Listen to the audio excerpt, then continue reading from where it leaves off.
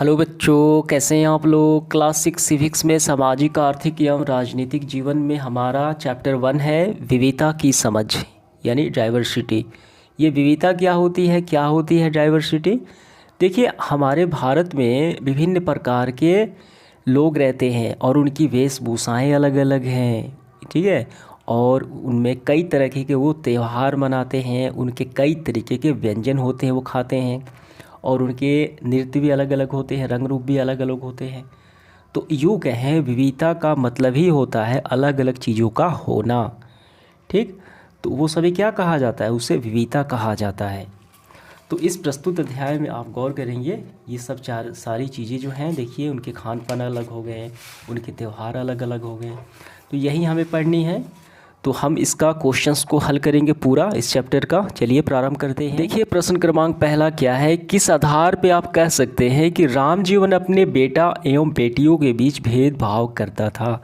यहाँ पे राम जीवन के बारे में कहानी दी गई है और वो हमें बताना है। देखिए यहाँ पे वो किस तरीके से वो अपने बेटा और बेटी के बीच लैंगिक भेदभाव को करता था, वही हमें बताना है।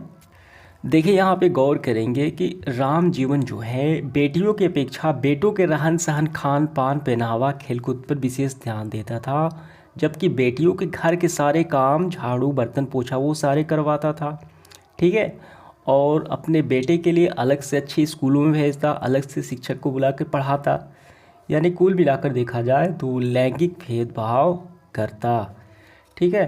तो इसका उत्तर हम कैसे लिखेंगे। देखिए, इसका उत्तर हमारा होगा, राम जीवन अपने बेटियों की अपेक्षा बेटों के रहन सहन, खान पान, पहनावा, खेल कूद आदि पर विशेष ध्यान देता था। वह बेटियों से घर का सारा काम, चूल्हा चौकी, भोजन, झाड़ू पोछा वो सारा करवाता, अर्थात लैंगिक भेदभाव करता, ठीक है। तो इस तरीके से वो भेदभाव करता था। देखिए दूसरा क्या प्रश्न है, व्यक्तियों के बीच विभिन्नताओं के कौन कौन से आधार हैं। हमारे समाज में कई प्रकार के लोग निवास करते हैं, ठीक है।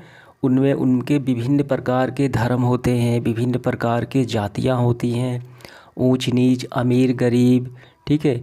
और पुरुष स्त्री वगैरह वगैरह बहुत सारी चीज़ें देखने को मिलती है, उसी को तो कहा जाता है विभिन्नता। तो कौन कौन से आधार हैं। देखिए यहाँ पे आप नज़र डालेंगे, निःशक्तो, ठीक है, एवं समान। निःशक्त का मतलब होता है कोई व्यक्ति विकलांग हो गया, ठीक है, अंधा हो गया, निःशक्त उसे कहा जाता है। और सामान्य व्यक्ति, स्वर्ण और दलित। स्वर्ण मतलब ऊंची जातियां हो गई, स्वर्ण उसे कही जाती है, और दलित मतलब नीची जातियां। और उसके साथ साथ अमीर और गरीब में अंतर, ये सारे क्या है, विभिन्नता देखने को मिलती है। तो इसका आंसर हम ऐसे लिखेंगे, देखिए काफ़ी अच्छे से हम लिखेंगे, व्यक्तियों के बीच विभिन्नताओं के अनेक आधार हैं, जैसे लैंगिक भेदभाव, मेल और फीमेल, ठीक है। पुरुष है तो अलग उसका दृष्टिकोण होगा, महिला है तो उसका नज़रिया अलग अलग होगा, समाज में देखने को मिलता है, ठीक है। और उनके काम भी बांटे गए हैं। निःशक्तो एवं सामान्य, अभी आप मैंने आपको बताया, निःशक्त मतलब होता है विकलांग, कोई असमर्थ व्यक्ति, और सामान्य व्यक्ति अमीर और गरीब, पढ़ा लिखा अनपढ़, स्वर्ण और दलित जातियाँ, ये समाज की क्या है, विभिन्नताएं हैं, ठीक है। उम्मीद करता हूँ ये समझ में आ गया होगा आपको।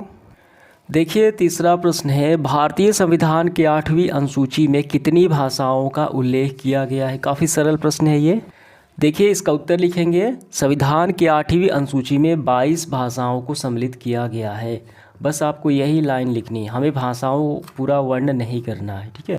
देखिए अगला प्रश्न चौथा क्या है, आपके विचार में बिहार की समृद्धि, विविधता एवं विरासत आपके जीवन को कैसे बेहतर बनाती है। देखिए हम इसका उत्तर यहाँ से करेंगे, बिहार भी विविधताओं से भरा पड़ा है। हम अलग अलग भाषाएं बोलते हैं, अनेक प्रकार का खाना खाते हैं, अनेक अलग अलग त्यौहार मनाते हैं। तो ये सब क्या होता है, तो जो लोग संपर्क में आते हैं तो एक दूसरे का यहाँ पे क्या सम्मान करते हैं, ठीक है। और एक हद तक वो अपनाने की कोशिश भी करते हैं। और यहाँ पर भी देखिए, और बिहार के लोग जो अन्य राज्यों में जाते हैं तो वहाँ पे देखिए क्या होता है, वहाँ के स्थानीय लोगों की भाषा, रहन सहन, रीति रिवाज, खान पान, त्यौहार को भी प्रभाव उनके जीवन पर पड़ता है। तो इस तरीके से ये सारे प्रभावित करते हैं। तो समझ में आ गया की समृद्धि, विविधता और विरासत जीवन को कैसे प्रभावित करती है। इसके बाद 5 नंबर देखिए, आपके अनुसार जिस व्यक्ति के साथ भेदभाव होता है उसे कैसा महसूस होता है। तो इसका उत्तर लिखेंगे, जिस व्यक्ति के साथ भेदभाव होता है उसे दुख होता है और वह अपमानित महसूस करता है। भेदभाव से उसका आत्मसम्मान कमज़ोर हो जाता है। ठीक है। इसके बाद देखिए 6 नंबर, 2 व्यक्तियों के चित्र एकत्रित करें जिन्हें भेदभाव एवं असमानता के विरुद्ध कार्य किया। 2 व्यक्ति कौन हो गए? एक हो गए भीमराव अंबेडकर और दूसरे हो गए महात्मा गांधी। तो ये दोनों व्यक्ति भेदभाव के प्रति आवाज़ उठाया और ये ग्रसित भी हुए थे ये। ठीक है। इसके बाद 7वां, 5 लड़कियों के नाम एकत्रित करें जिन्होंने देश का नाम रोशन किया है। तो हम इस तरीके से लिखेंगे। पहला देखिए, कल्पना चावला अंतरिक्ष यात्री, किरण बेदी प्रथम महिला IPS, सरोजिनी नायडू राज्यपाल प्रथम, मदर टेरेसा समाज सेवी, इंदिरा गांधी प्रधानमंत्री। ठीक है। तो ये सारी महिलाओं ने देश का नाम ऊंचा किया है, तो यही हमें लिख लेना है। तो इस तरीके से हमारा सेशन समाप्त हुआ। धन्यवाद।